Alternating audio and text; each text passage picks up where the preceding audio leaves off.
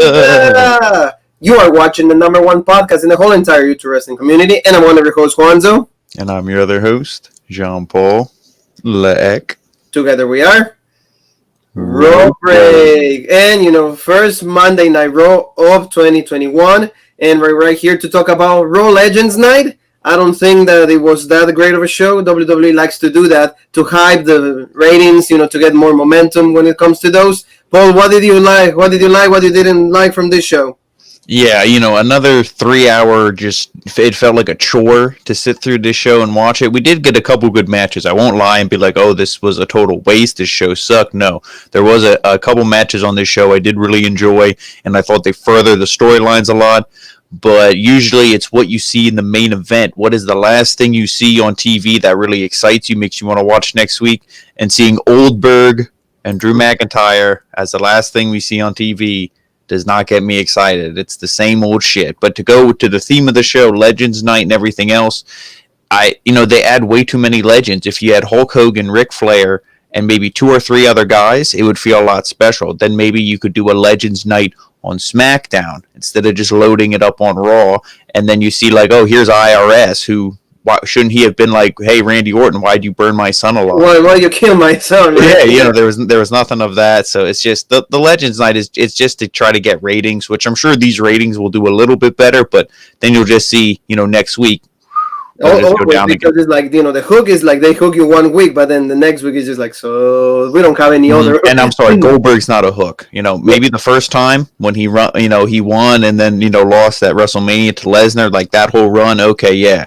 Second run, nobody gave a shit. You buried the feed. This time, yeah. No, so Goldberg's not the hook. So there's no hook anymore. No. 2021 off to a beautiful and great start. And you can, if you don't hear my sarcasm, I don't know how I can be more sarcastic than that. The one thing that we're being truthful and honest is like, thank you for all the subscriptions, for the love and the comments that we get every single time. Don't forget to check us out. Here we held the first Robic Awards 2020. Here's some of the winners. We had a really great time. A lot of categories, best moment, best tag team, best female, best male wrestler. So please check that out. Jean-Paul and I, you guys voted. We counted the votes. The winners were chosen by you. So, please, help us out with that. Check that video out. We had a really great time, and every single year we'll be doing this. Also today we had Wrestle Kingdom 15, the review day 1. A lot of great stuff. Kota Ibushi became the unified champion, beating Tetsuya Naito in a really good match. Jean-Paul, a lot of Destinos, 10,000 Destinos, 10,000 knee strikes that Ibushi does. But like you see in the picture, Jay White is going to be challenging Kota Ibushi, in a few hours. So we'll have the review for that also. But now let's talk about, Monday Night Raw. And it started out with a huckster. A lot of, he said in an interview, he said that when he comes to the locker room, he's welcomed by a few, but everybody's so we got to see him right there. He's the one introducing Monday Night Raw, and like you said, is it Hogan worth it on every single segment or at the beginning? To me, I think that I will be one of those young talents that will not even give a fuck if he's there or not. Yeah, with Hogan, you got to think all the controversy, back in the 80s, if Hogan had his run in the 80s, early 90s, went to WCW, did the NWO, and then rode off into the sunset, legit. But goes to TNA and almost ruins that promotion. They barely recovered. And then all the controversy stuff, using the N-word and all this other stuff. It's like Hogan, I always say wrestling is what have you done for me recently? And we've seen a lot of the bullshit recently from Hogan. All the glory days are back where they were in the glory days. So yes. I can understand why the locker room is a little bit like, oh, we don't really care about you, Hogan. And if you want to get into the real political stuff, it's like he wasn't that good of a wrestler. He used his politics and everything to keep winning and all this stuff, but to not go, that's a whole video on its own we could just do on Hulk Hogan. But this right here, he starts off the show, he's like, oh, screw the iPhone, brother, you got to get the H phone, it's like, okay, whatever, stuff like that I see. I'm like, adults really aren't going to find that funny. That's more for the little kids watching. So I just okay, I'm not going to like Hulk Hogan used to go at Target to when he was actually there, say your prayers. So I don't hate on that too much. I'm like, that's whatever. You got to put stuff in for your audience. In WWE, a major part of their target audience is children. So. It's true. So absolutely right. So let's go to the main segment. First segment is the Miz and Morrison. They're going to open the show. They're going to have Miz TV, and then we're going to have a interview in the New Day. So also, like, Miz and Morrison said 2021 is going to be the year of the Miz and Morrison. The Miz is really excited because he recovered the Money in the Bank briefcase. Like you said, a really terrible move. We mentioned that last week. I don't know what they're going to do with it, but like I hope that is something way better than what they planned, because it absolutely pisses me off. That the fact that like the little validity that like the briefcase had, or the legitimacy, is not there anymore. So also we get the New Day, and they said that they're going to have their own show, and it's going to be the New Day Talks. So they were like mocking the Miz and Morrison, just kind of like, this was like, to me, really bad. I don't know how you felt, but like this, to me, like you said in one of the groups, when somebody like in the groups that you are, like somebody takes this is unwatchable, and I agree with them, because it's just like it takes away. Like, can the show start in a serious manner? I mean, there's nothing wrong with like adding some jokes, but can it start like legit? I don't think that like anybody's gonna be watching if you just give me this crap every single week. No, and the New Day, I don't know what it is about them. The whole like thing with Kofi and the singles run, and he had his two brothers, they were supporting him through it all, and he had that great moment at WrestleMania. You were like, okay, like I wish he would stop throwing the pancakes, but at least I'm kind of behind the New Day and I'm supporting them, at least maybe more so than usual. And now they go back to this, and it's just this is the cringiest I've ever seen them. And I don't like using that word. I feel like using the word cringy is kind of cringy, but I have no other way to describe them.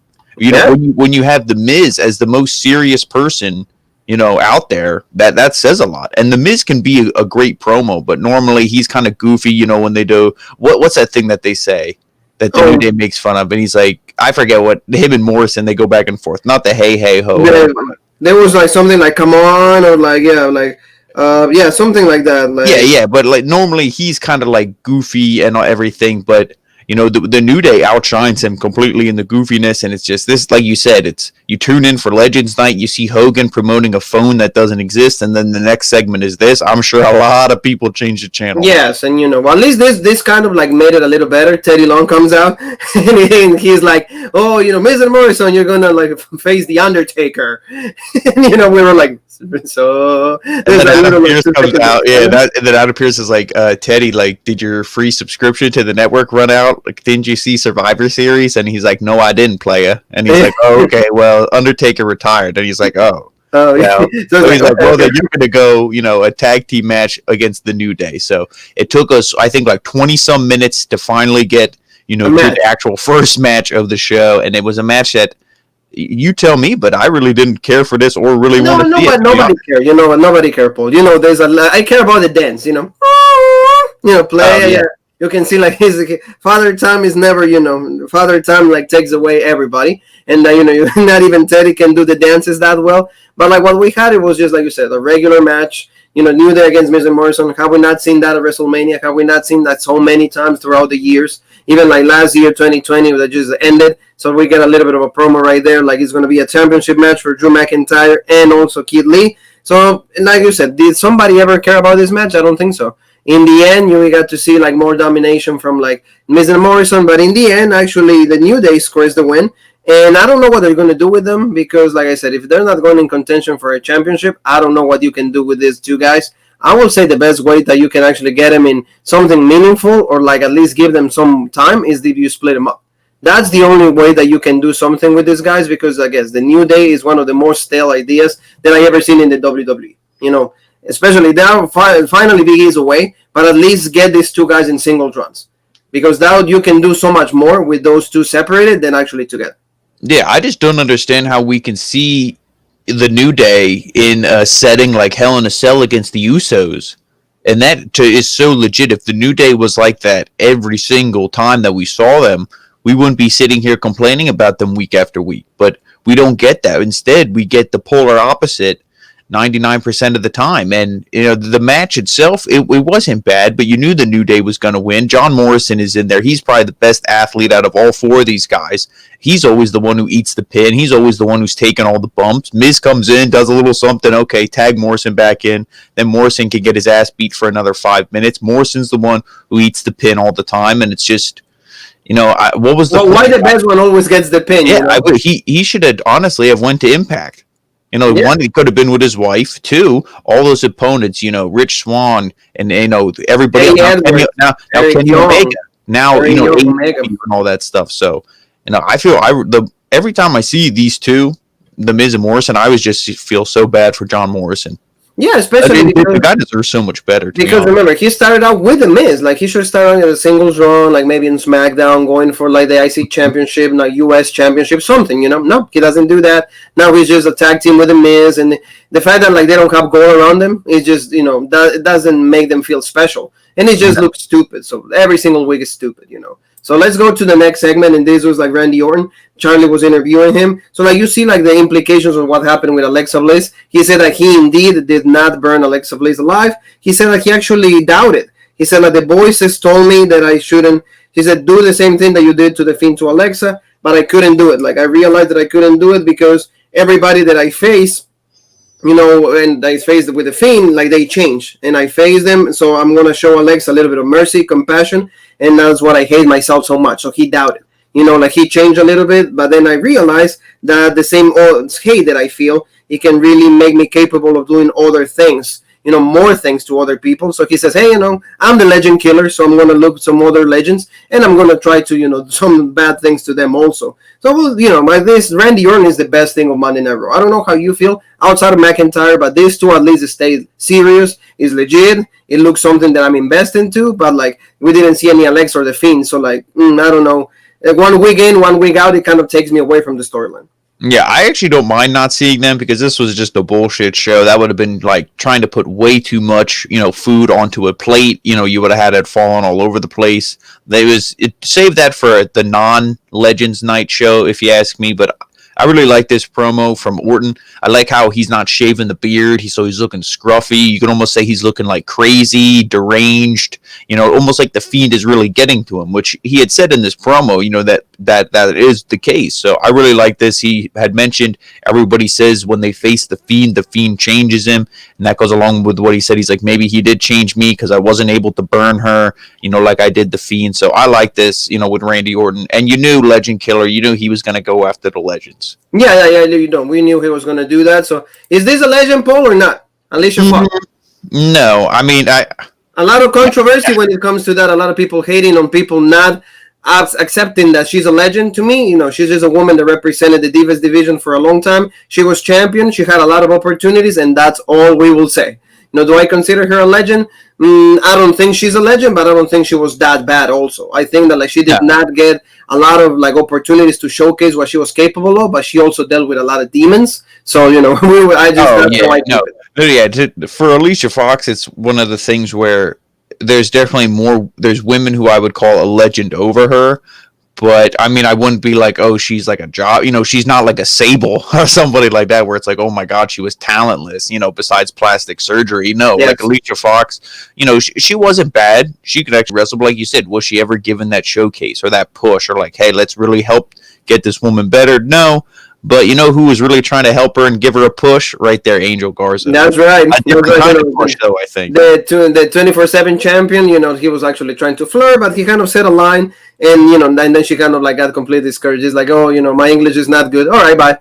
Something like that. Nothing of interest. But this was really cool, though. We got to see Sergeant Slaughter. We got to see Mickie James. Look at Mickie James. Everybody in the internet has been saying how hot that woman is. Damn you, Nick Aldis. Damn you, like 10,000 times. I don't care how many NWA championships you ever have. That's your main championship, and you won the lottery right there. So shame on you. I hope that, like, no, you guys, no. I will not say that. But, they got, like, a moment right there, and you see Sergeant Slaughter, Tatanka. I don't think that anybody was looking at Tatanka. The only one that was looking at Tatanka was John Morrison, because he said in the preview before, in the segment before, he said he wanted to have dinner with Tatanka. But, like, we were looking at Mickie, and Angel offers a rose. And then like Sergeant Slaughter took it, and he was gonna say about like fag or maggot. I don't know. Maggot. Yeah, maggot. Maggot. And then I said maggot. Okay, that's what it was. So you said like you see Mickie right there. This segment again. This like you said, these segments they add so many legends, but is it really worth it? No, because they don't even say anything. They're just there. Oh yeah, it wasn't like he. It wasn't like you saw Sergeant Slaughter maybe like flirting with Mickie James, and it's all like, oh, all this stuff, and then Garza comes over, and then he's like, oh, get out of here, maggot, and then Garza says something to him, and he puts the Cobra Clutch on him, and it's like, oh my God, then it's like, okay, we see the legends doing something, and I mean, yes. Yeah, that would be Garza jobbing too. You see Sergeant Slaughter right there, who's not nearly, he's probably like 3 times Angel Garza's age. But Yes. the things that they're doing with Garza right now, I'd rather be getting choked out by Sergeant Slaughter than getting pinned by R-Truth. I think it will be more, he will be more special, and at least he'll get more views in a video on YouTube. You're right. So like that's what we got for the time being. Let's go to another thing that like pains me, another thing that actually makes me feel really, really sad, because Wrestle Kingdom was today. So like what happened with AJ Styles? We go from, once again, TLC, really great match with McIntyre, momentum for AJ. Now another match, another week with Elias. I don't like this at all. I don't understand the point of this. We got to see Mandingo with him one more time, and we got to see Riker. And, this match was what it was. Another useless opportunity to feature both Elias and AJ Styles, but mainly AJ. Give AJ good stuff. Isn't he, like, a lot of people say, outside of McIntyre, the best wrestler in the WWE? So that's what you do to the best wrestler in the WWE? You just give him, like, the second match on the card? Oh, yeah. I mean, if you're going to ask me main roster, the only thing AJ has that you might not put him as the best wrestler on the entire main roster is his size. The guy, he's a great promo. You want serious, he can give you serious. You want really goofy, really funny, he can give you that. He can give you any promo. He's a better worker, better wrestler than everybody. He can do ground game. He can do high flying. AJ can do it all. AJ is the best that they have. But the fact that he's like 5'6", 5'7", or 5, he's 5 something. He's not, he's a little short. So people are like, whatever. But this with Elias was good because of AJ. I mean, Elias isn't the worst worker, but what have we said a couple years ago? All his best matches was when he was feuding with Seth Rollins. Yes. Seth Rollins is right up there, too, as one of the best workers in WWE. So, you put Elias with a good worker, you get a really good match. And that's what this was, but like you had said, it's kind of pointless. It's kind of meaningless. I mean, AJ Styles at least did win here again, so it's not like they do flip-flop back and forth and, AJ jobbed for him or AJ put him over, whatever term you want to use. But no, we didn't get that. AJ wins here again. AJ also, another thing of note, he entered himself in the Royal Rumble, and you got to think that. AJ, this is the 3rd time he was in it. He never won it. That would be an accolade I would love to see him get. He's only getting older. He's not going to get any younger. So, like you had said about Teddy Long, Father Time is, he treats everybody the same. Yes. So it's one of those things where I'd love to see AJ win it, but, McIntyre and everything else that they have going on in the main event, it's almost like they don't really have a place for AJ. Maybe that's why he's feuding with, guys like, Elias. So, I mean, I don't know what they're going to do, but Amos, which we were calling him Omos. I think they said it's Amos. They're like, we got to pronounce it correct, or else he's going to whip it out and he's going to beat us all with it. And we don't want that to happen. So is it Amos or Amos? No. That's where he sticks it, but it is Amos. So or Mandingo. For me, it's Mandingo. So we'll keep calling him Mandingo for the Robert family. But I mean, you have him there, and obviously the Royal Rumble. What are you going to do? Call for a DQ? That could be something. AJ gets flung over, he catches him through. Like, I'm not saying you want AJ to win as a heel and be bullshit and just to lose, but I don't know. The Royal Rumble it's exciting, I think, this year, just because there's really no clear winner. Yeah. Last year, I think all of us were saying, it's going to be Drew, but this year we really don't know. Yeah, it is, and the fact that they always book with so many weeks in advance now, so like they're probably just now they're trying to figure it out. Oh yeah, they don't know either. Exactly, we probably have a better idea than they do. Yes, we could actually book it even better. But you saw like the spot that Mandingo just Riker went for with the guitar, and then just Mandingo hit it with I think it was a kick or something, and boom, the guitar completely exploded. So they're trying to, I think, at some point when he's ready to wrestle, they're gonna stop having matches then, or maybe AJ will become his sidekick. It will be reversed. AJ will not be wrestling. The only thing with that though is there's not a single person on Monday Night Raw besides maybe Drew and Keith Lee and maybe Lashley, who I could see being in the ring with Omos and having it be believable. Because everybody else, he should be like the Great Khali. It should be like a chop and you're done. And the vice grip, and that should be it. Yep. We'll see what happens, but I mean, it's interesting to see. That guy is the future right there. That you can. But after this match, though, I'm thinking that this feud is done. Hopefully, with AJ and Elias, this little mini feud. Hopefully, you move AJ on now to something legit. Yes, move to something legit. Something that it was once again overly done is like Charlotte and Ric Flair. They always have to come out together. Why? Because Rick is right there, but at least they added a little piece of the story. And I know that you told me about this because you actually booked it, and most 9 times out of 10 you're always correct. So you said, hey, he might play a factor because it's Lacey Evans, Peyton Royce, so he might flirt. It's Ric Flair. We know how he is. We know all the stuff he does. 10,000 women. Yeah, like he says that he's lived with more than 10,000 women. Good for you, Ric Flair. You set the example, baby. That's really cool. And they had a match. We got to see a promo from these two girls. Look at that. Look at that. Beauty right there. Like, what is the word that Jean Paul says? Easy in the eyes. Easy in the eyes. So they're like, I really like this tag team, though. Believe it or not, I like it. Why? Because it's different. And also, these two girls, like, they want an opportunity. They're hungry for opportunities. They're hungry for showcasing what they can do. Especially, I will say Peyton, because at least Lacey, remember last year she had a few title opportunities. She was never champion, but at least she was featured better. But at the beginning of the year than towards the end. So I like this. And the match was okay. I think, like in fact, especially Ric Flair actually play a factor, and I like that. So you tell me about this match. Yeah, this team is just, I think I would be behind them a little bit more if there wasn't, they put two singles women together in a tag team, and it's like, okay, I should just get used to that now, which I pretty much am. But then you have to have it that there's, like kind of cracks in the friendship or the team already. Because they're both like, oh, yeah, I'm legit. And it's like, oh, well, Peyton is just like, oh, what about me? And then Lacey's like, no. And then, so you already see that there's bickering and arguing and stuff. Same thing, Nia, Shayna Baszler.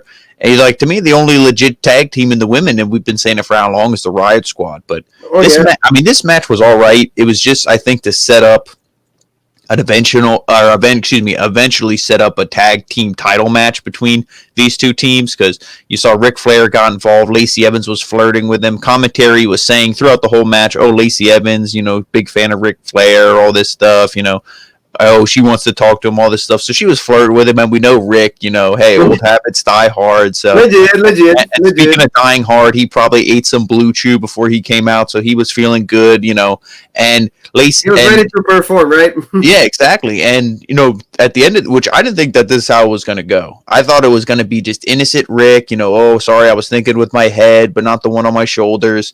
And and then it was a distraction. But instead, Charlotte, she hit the ropes, and Rick grabbed her foot and yanked her, his own daughter. You know what I mean? So that was like, what the hell's going on there?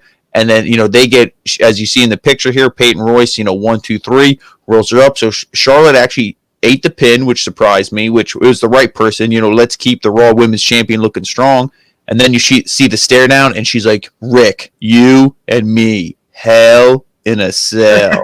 No, she didn't say that, but she's pretty much just says like, get out of here and just stay away from my business. That was kind of tells him off, and then you see he's like, so. But I mean, like, I don't know what he expected, but I mean, I'm sure a lot of people are like, this is stupid. This is the biggest show right there. So yeah, the only thing to me is I just like it because it was just funny, and I called it. That's the only thing. I was right, so that's why I like it. It was right. Yeah, you were right about it. So, I mean, what they're going to do with it, we'll see what happens. I mean, like you said, this is going to really turn into a championship opportunity. Maybe that causes the dissension between Asuka and Charlotte. Maybe they lose the championships, and then they go actually to women that deserve that championship. Why? And you're going to say, why they just won one match? No. Put it on somebody that doesn't need championships to be featured on regular TV. So that's why at least I will give them to them, or I will do the same for the Riot Squad. Give them to women that are not featured regularly. Give them that opportunity to at least feel like, hey, I won something in the WWE. Peyton Royce was already a tag champ, so that's fine. That's her ceiling right there in the WWE. They don't want her to like have anything else, so why not? Just go do that, I agree with you 100%. Yeah, so, we got to see this thing, another one, the Big Show and Randy Orton just going at it, and Randy Orton kind of reminiscing what happened, remember, last year when they had this thing with the Legend Killer. He says, you were trying to get in my head, it's not going to happen. And then the Big Show and Randy Orton is like, hey, so you're cool with being a legend, just sitting down and seeing how everybody just like watches at the future. He's like, yeah, I'm good, because, the Big Show, what can the Big Show do? The Big Show is done. You know this. Like, there is nothing that the Big Show can do for any single one of us. So that's what all we have. So you saw the theme of the show when it comes to Randy Orton is just to annoy the legends. Yeah, and how funny promos on them. Yeah, I agree with what you said. How funny is it? Like, you in this picture, he has his hand like around half of the Big Show's neck, because obviously his neck is as big as a tree trunk, and then Big Show was just no selling him. Like, really, dude? Yeah, Like, look you at know, this. Yeah, laugh. like it's like, oh, unless you have a steel chair in your hand and you come in the room pitch black with your night vision goggles, like some Tom Clancy Splinter Cell like guy. Like, what the hell is, he's not gonna beat the Big Show. Like the Big Show could just grab his head with his hand and just crush it. You know what I? So I just like that how the Big Show no sold him, but I mean it's whatever. The Big Show, to me, like bringing him back for a Legends thing, like you'd said, we just saw him, so it's not that. And also, like, I respect him for everything he did, but he does. If he never steps in a ring, if the last match I saw from him was that one against Drew McIntyre, I'm good. That's it, that's all we need, because he's done already everything. The only guy that like held, like, both all the titles, WWE, WCW, ECW, that's Big Show. So okay, that's fine, but like he doesn't do anything for the newer generations. No, we got this promo, Paul. What did you think about this? Fella right there, and brother, and you said that he doesn't even know the names of the wrestlers. Yeah, I didn't think Hogan knew their names until at the end of the promo when he actually did say Drew. I'm like, okay, so he knows who Drew is. So I'm like, okay, good, because he's just brother, and everybody just praising Drew though. Did you like that? Like everybody like, oh, you're being held in the company legit through this pandemic and through these hard times. Like you're the guy, you were the chosen one. And but like the one line I fucking hate, oh, you remind me a lot of like what I was, a lot like me. I'm like, really? Can you ever be, humble? Is there a thing? Well, that's, I mean, no. There's only one. Well, I lied. There's two H's, and it's Hulk and it's Hogan, and none of them are humble. So, this was all right. This was the other kind of like the other promo the other segment we got with Hogan. Jimmy Hart was there. I love Jimmy Hart. Oh, I love how he could be 90 years old and he'll still sound the same like he did in 1980. I don't know, baby. That's Jimmy Hart's so legit. But I mean, this was Sheamus. They're kind of like undersold Sheamus. Yeah, they're just like, oh yeah, you remind me of Jimmy Hart. The mouth of the South, and then Drew's like, yeah, the mouth of Southern Ireland, and all this stuff. So they're like, haha, poking fun. And I'm like, okay, see, this is gonna lead to the match. Like he's gonna be like, oh, so I'm just the Jimmy Hart. No offense to Jimmy Hart, but but no. This didn't lead to really anything. This didn't lead to Sheamus coming down and interfering in the main event.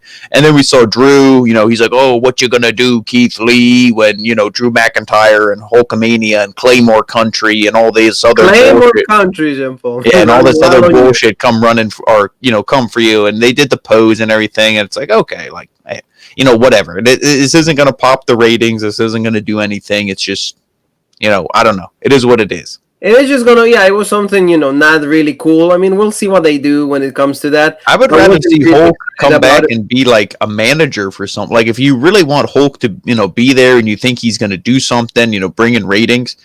Back a couple years ago when Braun Strowman was really hot, going after Lesnar and all that stuff, really like that big monster babyface push, you should have had Hulk be his manager. Yeah. That would have been more legit. That would have been but like bringing him in now and just doing these segments, or like how when him and Rick were the team captains of that almost like Survivor Series match at Crown Jewel. It's like, what is that? People forget that. People don't care. That's not what people remember. So what's the point? If you're just there for like 2-3 weeks, people are not going to remember because the pay-per-view is over and then they leave forever. And then when they come back, it's like, oh, they never happened. So something that actually happened, and we didn't think it was going to happen. We thought that like this was going to be called at the Royal Rumble, which is still going to be, but probably with a championship on the line. It was like Matt Riddle and Bobby Lashley. They had a really good match though. This is probably the best matches of the night. I don't know what you felt about it, but these two guys had a lot of chemistry, and you see how Matt Riddle is able to actually have good matches with big guys. So I like that. A lot of versatility when it comes to like these things, and Bobby Lashley looked good also. So I like this. This feud, this seems to me is going to be a good feud for like this couple of weeks. What did you think? Yeah, the new year did not start off good for the Hurt Business, and this was just one of the first matches for that. But this was really good. I really enjoyed this, and like you said, are we going to see this at the Royal Rumble? I hope so. I will put a stipulation on it because of what we saw, and I'll tell you that stipulation when I'm done here. But I really like this. Obviously, Bobby Lashley looked super dominant, super strong. But Matt Riddle, he kept fighting. He was the little engine that could. He wouldn't give up. And, Matt Riddle's legit. Both these guys have the MMA background. You need to play off that. You need to do something with it since it looks like you're not going to be able to do that with Lesnar and Lashley. Do it with Riddle and Lashley. But this is good at the end of the thing. well, he hit the final flash and all this stuff, and Lashley kick out at one, and Matt Riddle's face is like, oh my god, how can I even beat this guy? Yes. Like, and then he went up top for like the Broton, and then you had Bobby Lashley got up, and then he hit the Dominator. The Dominator. That was something that Farouk, that Ron Simmons will do. So that they were saying that on commentary also. Yes. And then the Hurt Lock, and then the ref was behind Lashley, and Riddle did just like a quick little tap, and the ref didn't see it because, like I said, he was behind Lashley. So then by the time he came to the front, Lashley already threw Riddle down, thinking he won. It don't matter. And then the ref's like, dude, I didn't see shit. Like, when this match is still going on, what are you doing? And then MVP's freaking out, and then Matt Riddle rolls him up. And that was pretty much the end of this thing. So Riddle wins. He's like, "Oh yeah, bro. I'd subscribe to Rope Break." As he's walking up the ramp. He scores a win after Lashley. So the feud is going to keep going. But tell me what stipulation you're going to add. Well, I would just do some kind of just. I don't want to say like the fight pit or something, but just do some kind of MMA. Like have it be knockout, or I would say tap out, but tap out was the main like thing here. So just kind of have it be like a knockout match or something. Yeah. Just do something where it's like a legit thing, but the problem is Lashley's in the same boat to me as AJ. Yeah. Where this guy could be main event. This guy should be always either chasing the title, have a belt on him, or doing something because he's so legit. But not saying that the US championship isn't legit, but you don't really give him anybody to feud with. No. Who did he feud with? It was the whole thing with Apollo, then the draft, and now nobody until this with Matt Riddle. Let's see what they do for now, but of course, this is going to be implications for the Royal Rumble. That's when they're going to have the match for this championship on the line. But let's see if they add some kind of stipulation. I like your idea. It will be much better if they use something in MMA, knowing that both of them have that kind of background. So we'll see what happens on that. We get to see Ricochet, and he's being mentored by Mark Henry. The one thing about this, Jean Paul, is he legit not able to walk? Or like what's going on with Mark Henry? He might have had some kind of like injury with his foot. It looked like his one foot was like in a boot or something. Yeah. So and then he's just like don't be a jobber. Can just be legit. Be Prince Puma. All of that. He's like, hey, thank you, Mark. Thank you for all the advice. And then Randy on one more time. He's like, can we go back to the days of the Hall of Pain? Like 2011 when you become the World Heavyweight Champion. He's like, hey, we can do this. Maybe you want to join and be with like the Royal Rumble with me, because he announced his entry for that event. And he's like, well, actually, no, because you seem really injured, so I don't think you can do this anymore. But we'll see what you can do. And then he keeps annoying the legends. You kind of see that was Randy Orton's theme throughout the night. Mm-hmm. But like I just Mark Henry just say I will kick your ass or something like that. And like you said, is they add too many legends, and actually they made the segments even impossible. So you see the face. It's like, why am I here? And that's how I felt. He was trying to just wheel away. He's like, all right, Randy, whatever. Randy grabs him, and he's like, oh, my God. It's just, and that's how we felt. We're like, Mark Henry's like, I'm just going to wheel out of here so the segment can be over. And Randy's like, no, you're not. And he's like, oh, my God. No, we have a few minutes so you can get your paycheck, so that's what it is. And then we got to see, Bobby Lashley like saying like what happened in the match, and he says, next time I see Riddle, I will destroy him, and also Matt Hardy's going to help him out, because this Hardy Bros thing is like had everybody upset, especially Matt Hardy. You saw the video, I saw it. The Hardy Boys are the best tag team in the world of all time. According to Matt Hardy, do we agree with that? Man, maybe, we enjoy the Hardy Boys, so that's fine. I would say this is the one thing I will say. I feel like in a video a while ago, you and I both kind of said maybe like Legion of Doom, or I forget which team, but the Hardy Boys, in that video that Matt said, as many singles championships as they've won as well, I would say the Hardy Boys are right up there. They can easily be number one. Because you got all the tag team championships they won, and then the World Heavyweight Championships, mid-card championships, everything in between. So, yeah, I agree. To me, it's like Hardy's, Legion of Doom, like you said, and also the Dudleys. As much as like we're not fans of Bully Ray. Dudley's also, they did a great job. But like you said, if you combine the singles runs that everybody had, the Hardy Boys, hands down, because the other two, they were always specialists on tag. They never won anything single. So something that is still a tag is Mandy Rose and Sonya Deville. They just had a photo shoot, for like something that they have coming up. Please go check that out. If you love cake and if you love extra meat, if you like your sandwich with like a lot of extra meat, $2 more for that you pay, that's fine. Check it out. is, a very steamy session with Mandy Rose and Sonya Deville. So she was right out. You can see those pens. Please WWE, is this supposed to be good for children? I don't know. At least for adults it is. Thank you for again, easy on the eye. So she was coming out, and then is attacked by Shayna Baszler, and then Dana Brooke comes out and she starts made a save. And then they had a quick match. The board is still in just this kind of pens, really leathery and all of that. And Dana Brooke actually beat Shayna Baszler. How did you feel about this? That was really. It's the same bullshit thing, and this just proves WWE's lazy booking. In the world of kayfabe, Shayna Baszler is an idiot. Because how many times are you going to do the Karafuda clutch, somebody flips over, and you just allow yourself to get pinned? How many times are okay, it happened at WrestleMania, Becky Lynch. That should have been the only time that happened. She should have cut a promo and said, this will never happen again. I'm legit. I'm the most legit woman here. My MMA background, all this stuff. Fool me once, shame on me. Fool me twice, you ain't going to fool me again kind of deal. So it's that's how it should have been, but she keeps getting beat by this or this, and it's okay. No Nia Jax jump on, so we got to see this, and then Shayna. Yeah, and then afterwards, she was choking out Dana Brooke because she's I don't care that I lost. I'm going to kick her ass. Mandy Rose, doing her best. Kenny Omega came in, hit the knee strike, and then we see this picture, and it's what is the point of this? I was thinking you were going to have, if anything, now you're not going to job out Mandy Rose because they do want to push her, and especially after that photo shoot, you really don't want to job her out, but who would job that? Well, I would. If I'm booking a wrestling show legit, I would have had Shayna just tear through both these women. And then, she needs to call out Asuka. That needs to be the feud. Even if she loses to Asuka, can we at least see a feud that feels legit? Oh, yeah. Can we see the champion being featured legit? Because... Yeah, like I said, to me, I like Asuka. So if Asuka would win, I wouldn't be Shayna's done. Because at least that's an actual opponent. Both of them, okay. They're both submission. They're both badass, then it'll be good. But it's just such a shame because we were at Elimination Chamber. We saw the dominance of Shayna Baszler.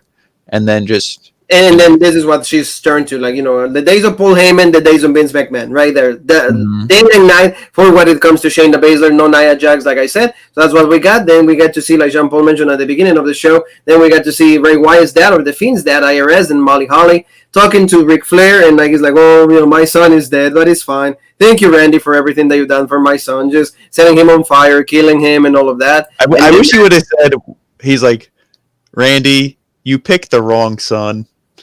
Why did you burn Bo leave? Yeah, Bo. Where the hell is Bo? We always think that and see he went at Ric Flair. Not to go off topic, but was he fired? No, I think he's still under contract. I think, but they're just actually repackaging him. I think, but I don't know how many packages you need to repackage a guy. So, I don't know what it is. But then this whole thing with Ric Flair, one more time going the same kind of thing that he did the Big Show. Hey, can you come with me for my match because he's going to face Jeff Hardy? No, hey, we used to be partners in Evolution, and then Rick goes, I believe in you. You were supposed to be the next champion. You were supposed to hold my title, but then you betrayed me, blah, blah, blah, blah, blah. And then he's you were 10 times less men than what your daughter is in the ring, all of that. So you see this still thing with Randy Orton just going at it. This was, to me, these segments, you don't need that anymore. That feud is already done and over with. Why do you need this? I don't know how you felt, but to do this and have all the legend, to have him belittle all the legends, if there's no, if there's not going to be anything for it, okay, he belittles the legends, Big Show kind of no-sold him, like I said. Mark Henry was whatever. But this with Rick, I feel this is the one who Randy Orton got under their skin the most, was Flair. So unless we're going to see Flair next week with, at the side of the Fiend, it was what's the point? Which we're clearly not going to see that. We're not going to see Ric Flair be oh, I'm going to help the Fiend beat you, Randy. No, we're not going to see that. So I don't know what this was. You make Ric Flair look like an idiot with the whole Charlotte Flair, Lacey Evans thing. And then you have Flair. And then grab him like this, yeah. And then so it's what do you, what's the point? But you always need Rick to just job him on things like that. Then we got to see this, bro, just going at him. Hey, Bray, man, well, good luck on your match. It's legit. You're gonna be the new champion. And then it's 2021 and all of that. And like you said, the main theme of the show is the no soul. because Keith Lee didn't even sell Matt Riddle. Look, it looked like Keith Lee was going to like rip his head off, and then he was just like, "No, just calm down." He's like, "Thanks, man." He's like, "Thanks." Yeah, he's like, he's always all legit. You're good. Like, yeah, nothing else, that we got to see. Then let's go to the match. Jeff Hardy and Randy Orton. Have we seen this enough? I think so. I think we have.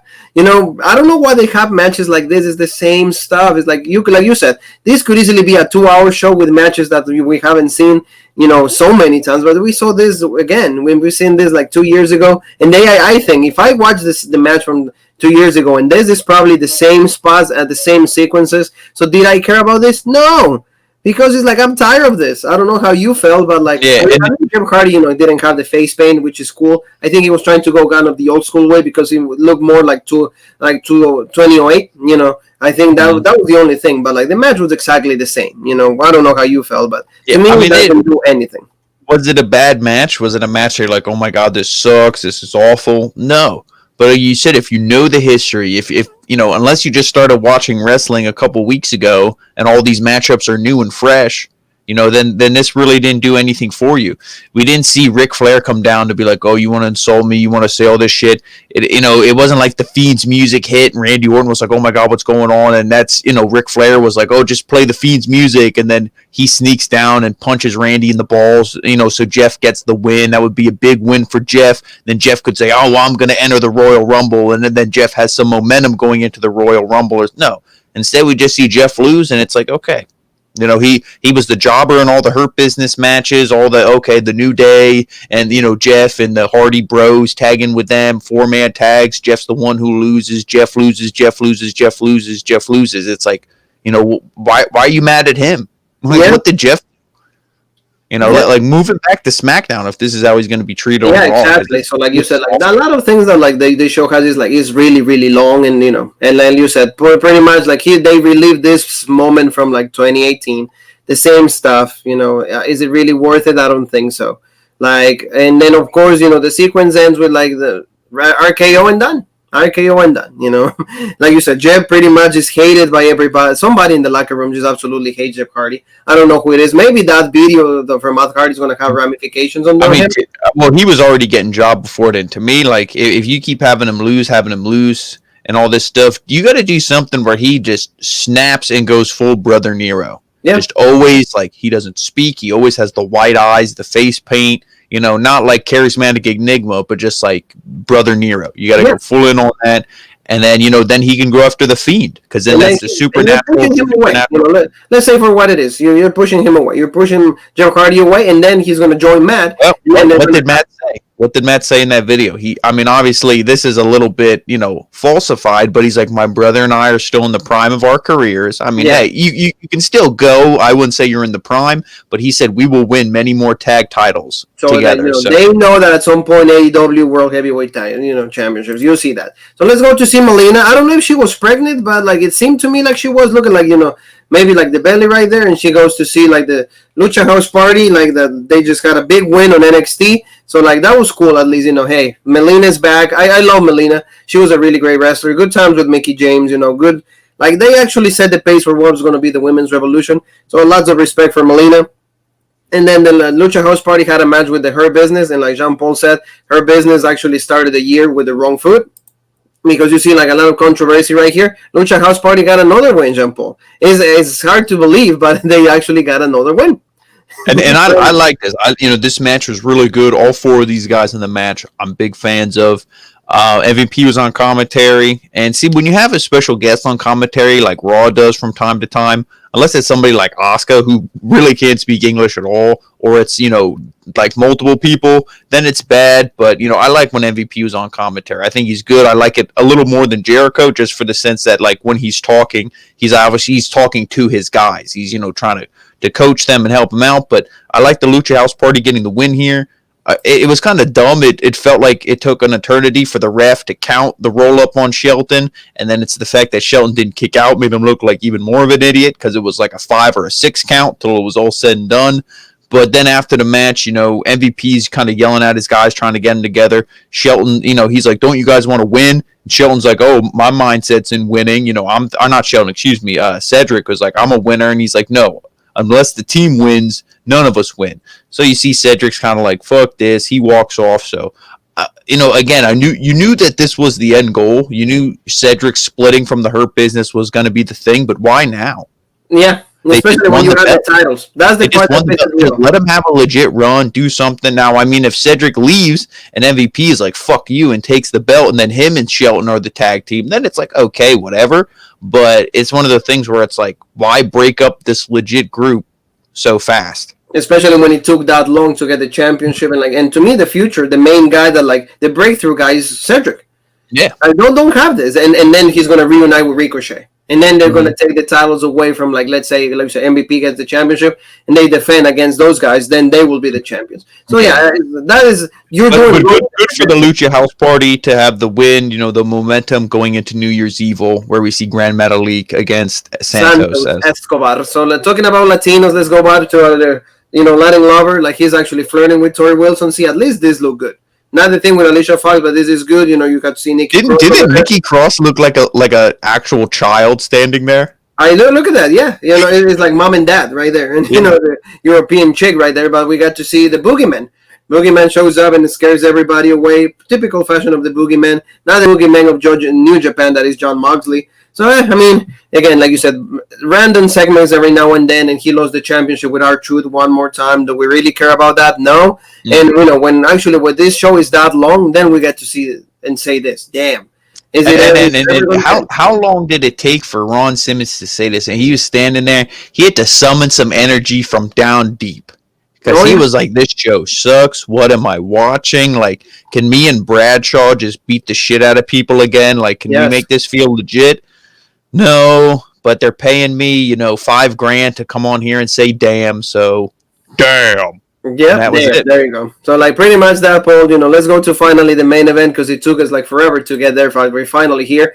Drew McIntyre, this time he didn't have the sword. Maybe Triple H said, "It's my sword. I bought it for Vince. Can I have it back? I need it. I gotta do something to Stephanie with it. There you go." And then right there. So this was a good match, though. This is a really, really great match. And I can tell you they probably saw Wrestle Kingdom, and that's why they said, "You know what, dude? We got to step it up because these guys are really, really good. So we got to do something different if we want to, have our company also to look good." So I really especially if New Japan is working out an American deal. Yes. And then if they do that, there's going to be a partnership, whether it's Ring of Honor, TNA, AEW. They're going to work a deal with somebody. Yes. But WWE, they've got to step up sooner rather than later. But we've been saying that for how long? But this match was really good. I believe it was only 10:30, maybe even a little before that. Yeah. So this match had a lot of time to it. It was really good. Keith Lee looked great in this. Drew, obviously he was our male competitor of the year for the Rope Break Awards. So, right. Obviously, Drew's going to be legit. But the whole thing, though, when you already know who's going to win, the match doesn't feel as special.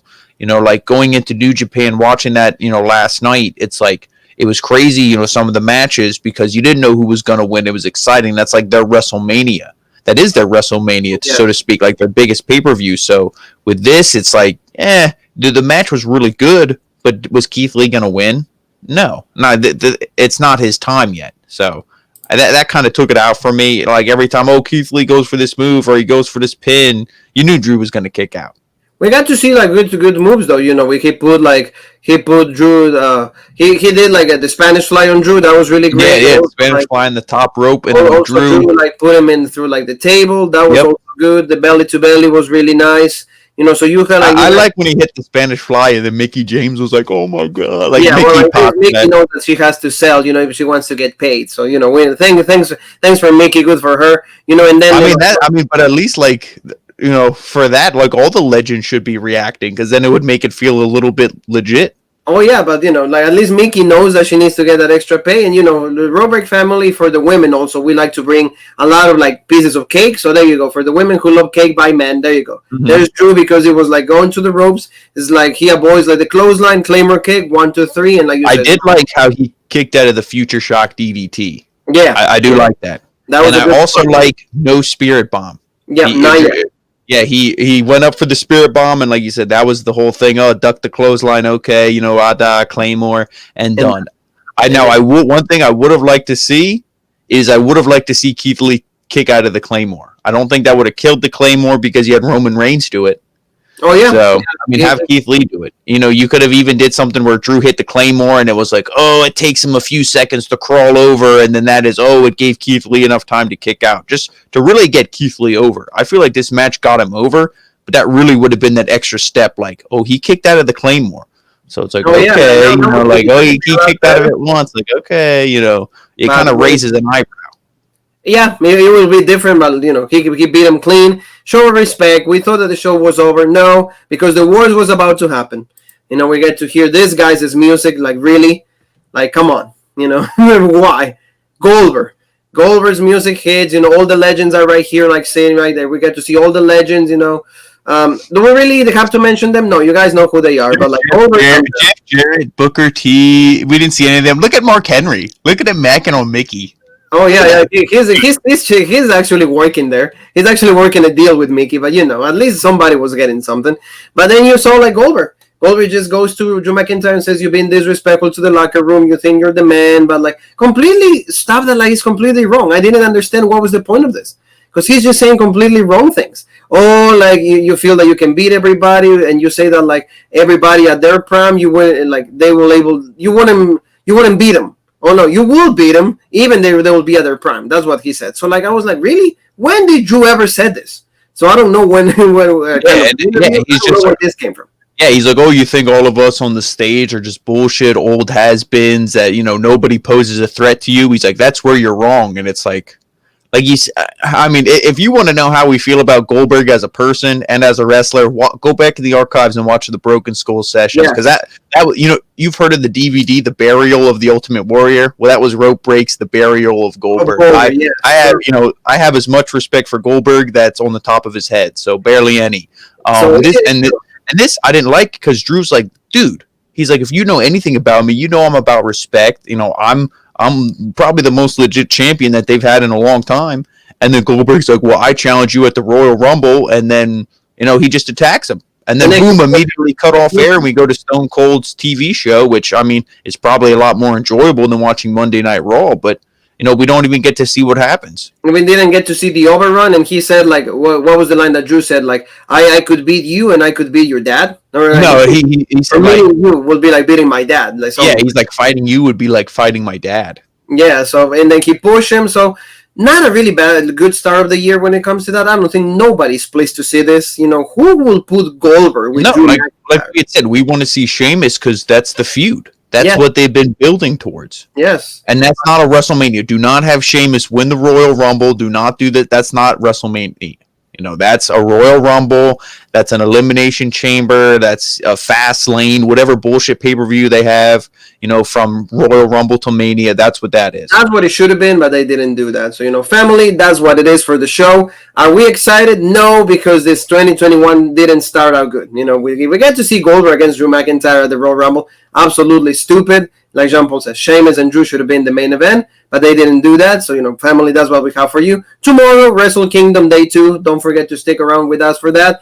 So Switchblade challenging Kota Ibushi. We'll see what happens on that. And, Wednesday, we have, like Jean-Paul said, NXT. More stuff for you guys, so don't forget to subscribe. Hit the bell for notifications, and where else can they find us in the social media world?